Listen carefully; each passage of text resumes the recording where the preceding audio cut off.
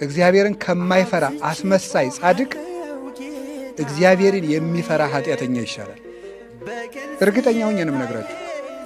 ዳዊት ኃጢአት የወረሰው ሰው ነበር። እውነት ለመናገር ደጋግሞ በዝሙት የሚወድቅ ግን ማንን ይፈራ ነበር? እግዚአብሔርን ይፈራው ነበር።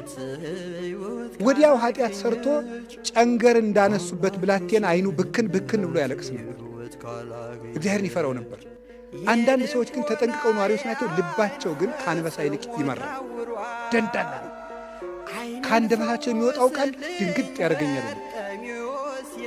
እገሌ ሞተ ሲባል አሽሮታል እንኳን ደፋው ሲል ልቤ ስንጥቅ ይላል። እውነቴን ነው የምነግራት። አይባልም እንደዚህ። ምን አባቱ ጆሮውን ቢለው ኑሮ ነውር ነው። እንደዚህ ያለ የአውሬ ልብ ነው። በፍጹም በጠላትህ ሞት ደስ አይበልህ፣ ቀን የሚያመጣውን አታውቅምና። ሰሎሞን ነው እንደዚህ ያለው። በጠላት ሞት እንኳን አትደሰት፣ ቀን ጥሎ አንተም ትሞታለህ። ልበ ደንዳና አለመሆን፣ እግዚአብሔርን መፍራት ማለት እንደው ትልቅ ነገር እንኳን አለመናገር ነው። ትልቅ ነገር ልብ አፍን ይገልጣል። ከልብ ሞልቶ የተረፈውን አፍ ይናገራል ጌታ። ማቴዎስ 15 ላይ እስመ እምተረፈ ልብ ይነብብ አፍ። ከልብ ሞልቶ የተረፈውን ማን ይናገረዋል? አፍ ይናገረዋል። አፋችን የልባችን ማሳያ ነው እና ጨካኝ ልብ አይኖራችሁ። እውነቴን ነው።